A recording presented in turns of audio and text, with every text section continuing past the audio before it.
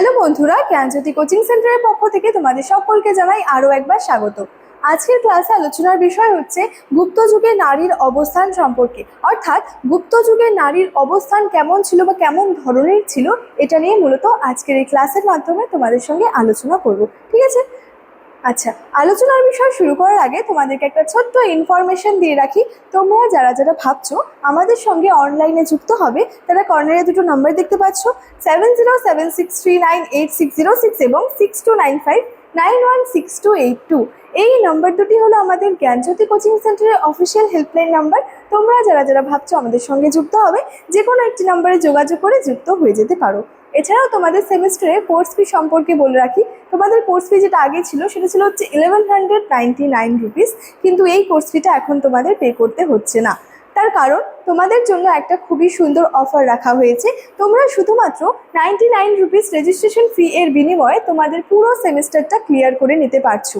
এবং এই যে একটা সুন্দর অফার রাখা হয়েছে, এই অফারটা কিন্তু শুধুমাত্র প্রথম 100 জন স্টুডেন্টসের জন্যই কিন্তু রাখা হয়েছে। ঠিক আছে? অর্থাৎ সেকেন্ড সেমিস্টারের প্রথম 100 জন, ফোর্থ সেমিস্টারের প্রথম 100 জন এবং সিক্স সেমিস্টারের প্রথম 100 জন স্টুডেন্টসের জন্য এই অফারটা রাখা হয়েছে।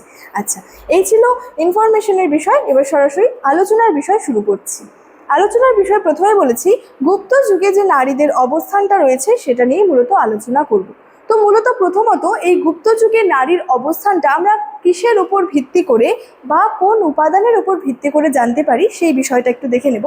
দেখো, বলেছে গুপ্ত যুগে নারীর অবস্থান সম্পর্কে জানতে হলে বাদশায়নের কামসূত্র, বরাহ মিহিরের বৃহৎ সংহিতা, বৃহস্পতি, কাত্যায়ন ও মনুস্মৃতি, কালিদাসের কাব্য, নাটক প্রভৃতির উপর কিন্তু নির্ভর করতে হয়। অর্থাৎ গুপ্ত যুগের যে নারীর অবস্থান রয়েছে বা নারীদের যে অবস্থা, সেটা সম্পর্কে জানতে হলে কিন্তু বিভিন্ন উপাদানের উপর নির্ভর করে আমরা জানতে পারি।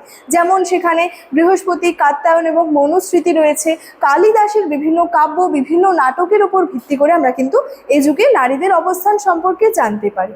আচ্ছা, এখানে বলেছে যে গুপ্ত যুগে নারীরা নাচ, গান ও অন্যান্য শিল্পে পারদর্শী ছিলেন। অভিজাত পরিবারের কন্যারা 64টি কলা জানত বলে জানা যায়। গুপ্ত যুগের সম্পত্তির ওপর নারীদের একটা অধিকার ছিল বলে কাত্যায়ন স্মৃতিতে উল্লেখ রয়েছে। তাহলে গুপ্ত যুগের নারীদের অবস্থান প্রথম দিকে দেখা যাচ্ছে যে তারা কি হচ্ছে, বিভিন্ন শিল্পের ক্ষেত্রে, নৃত্য, সঙ্গীত, এই সমস্ত বিষয়ের ক্ষেত্রেও তাদের যথেষ্ট দক্ষতার পরিচয় দিয়েছেন বা তাদের যথেষ্ট কিন্তু দক্ষ তারা ছিলেন। ঠিক আছে? অভিজাত পরিবারের অর্থাৎ উচ্চবিত্ত পরিবারের যে সমস্ত নারীরা বা কন্যারা রয়েছেন, তারা কি দেখা যাচ্ছে 64টা কলা জানতো বলে কিন্তু জানা যায়। আবার দেখা যাচ্ছে গুপ্ত যুগে যে সম্পত্তি রয়েছে সেটার ওপর কিন্তু নারীদের একটা অধিকার ছিল। এটা কোথা থেকে আমরা জানতে পারি? কাত্যায়ন স্মৃতিতে এই বিষয়টার কথা উল্লেখ রয়েছে। তাছাড়াও জানতে পারি গুপ্ত যুগের স্ত্রীরা ধর্মাচরণে স্বামীর সহধর্মিণী হতে পারতেন না। নারীদের বৈদিক মন্ত্র উচ্চারণ নিষিদ্ধ ছিল। তাহলে বেশ কিছু ক্ষেত্রে তাদের যথেষ্ট একটা অধিকার ছিল, তারা যথেষ্ট পারদর্শী ছিলেন। আবার কিছু কিছু ক্ষেত্রে কি দেখা যাচ্ছে, তারা অংশগ্রহণ করতে পারতেন না বা তারা হচ্ছে কিছু, তাদের জন্য কিছু কিছু বিষয় নিষিদ্ধ ছিল। যেমন হচ্ছে তারা স্ত্রীরা বা নারীরা ধর্মাচরণের ক্ষেত্রে স্ত্রীরা বিশেষত যে স্বামীর সহধর্মিণী হতে পারতেন না। নারীরা বৈদিক মন্ত্র উচ্চারণ, তাদের জন্য এটা কিন্তু নিষিদ্ধ ছিল। আচ্ছা, বলেছে গুপ্ত যুগের নারীর অবস্থার যে উন্নতি হয়েছিল তা বলা যাবে না। অর্থাৎ গুপ্ত যুগে এসে আমরা যে নারীর বলতে পারি একেবারে অবস্থার একেবারেই উন্নতি ঘটেছিল, এটা কিন্তু সরাসরি বলা যাবে না। ঠিক আছে? আচ্ছা, বলেছে গুপ্ত যুগে নারীদের কোনো স্বাধীনতা কিন্তু ছিল না। জন্ম থেকে মৃত্যু পর্যন্ত নারীকে কিন্তু কোনো না কোনো পুরুষের অধীনেই কিন্তু থাকতে হতো। ঠিক আছে? তাহলে এই যে বিষয়গুলো রয়েছে, এই বিষয়গুলোর উপর ভিত্তি করেই কি বলা যায়, নারীদের অবস্থার কিন্তু একেবারে বা পুরোপুরি কিন্তু উন্নতি ঘটেনি এই গুপ্ত যুগের সমাজে এসেও। ঠিক আছে? কিছু কিছু ক্ষেত্রে বা বেশ কিছু ক্ষেত্রে আমরা নারীদের অবস্থার কিন্তু একটা পরিবর্তন দেখতে পারি, কিন্তু সব ক্ষেত্রেই যে নারীদের অবস্থার উন্নতি ঘটেছিল এটা কিন্তু একেবারে বলা যায় না। বলেছে বিধবা বিবাহের প্রচলন ছিল, সতীদাহ প্রথা বজায় ছিল, দেবদাসী প্রথা এ যুগে হচ্ছে প্রচলিত ছিল। তাহলে গুপ্ত যুগে কোন কোন প্রথা প্রচলিত ছিল বা প্রচলন ছিল? বিধবা বিবাহের একটা প্রচলন লক্ষ্য করা যায়। সতীদাহ প্রথা যেটা ছিল সেটাও কিন্তু গুপ্ত যুগে এসে বজায় ছিল। দেবদাসী বা দাস প্রথা যেটা রয়েছে, দাসী প্রথা, দেবদাসী বা দাস প্রথা এ যুগে প্রচলিত ছিল।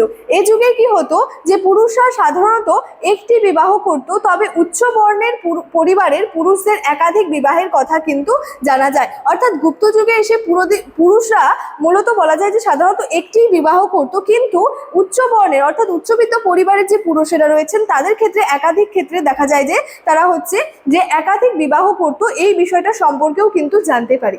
সুতরাং গুপ্ত যুগের যে নারীর অবস্থান একেবারেই যে তাদের অবস্থা যে একেবারে উন্নতি ঘটেছিল, পুরোপুরিভাবে উন্নতি ঘটেছিল এটা কিন্তু বলা যায় না। নারীর অবস্থান সম্পর্কে আমরা বিভিন্ন উপাদানের উপর ভিত্তি করে জানতে পারছি গুপ্ত যুগে, এবং সেখানে কি দেখতে পাচ্ছি নারীদের যথেষ্ট কিছু কিছু ক্ষেত্রে নারীরা পারদর্শী ছিলেন, কিছু কিছু ক্ষেত্রে তাদের কিছু অধিকার ছিল, যেমন তাদের সম্পত্তি রাখার উপর নারীদের অধিকার ছিল, এটা আমরা জানতে পারছি। নারীরা বিশেষ বিশেষ ক্ষেত্রে পারদর্শী ছিল, এই বিষয়গুলো আমরা জানতে পারছি। আবার কোনো কোনো ক্ষেত্রে কি ছিল, তারা অংশগ্রহণ করতে পারতেন না, কিছু কিছু ক্ষেত্রে তাদের নিষেধাজ্ঞ কিছু বিষয় ছিল। ঠিক আছে, তো এই সমস্ত কিছুর উপর ভিত্তি করে কি বলা যায় যে গুপ্ত যুগের যে নারীর অবস্থা একেবারে উন্নত মানের ছিল, নারীদের অবস্থা যে খুবই উন্নতি ঘটেছিল এটা পুরোপুরিভাবে বলা যায় না। তবে হ্যাঁ, কিছু কিছু ক্ষেত্রে কিন্তু তাদের অবস্থার কিছু পরিবর্তন কিন্তু লক্ষ্য করা যায়। তো মূলত এটা নিয়েই তোমাদের সঙ্গে আজকে আলোচনা করলাম। আচ্ছা, আজকের ক্লাসে আলোচনার বিষয় এতটাই। ইনফরমেশন ভিডিও শুরুতে আলোচনা করে রেখেছিলাম। চলো আজকের ক্লাস এতটাই, দেখা হচ্ছে পরবর্তী ক্লাসে। Thank you so much, thanks for watching.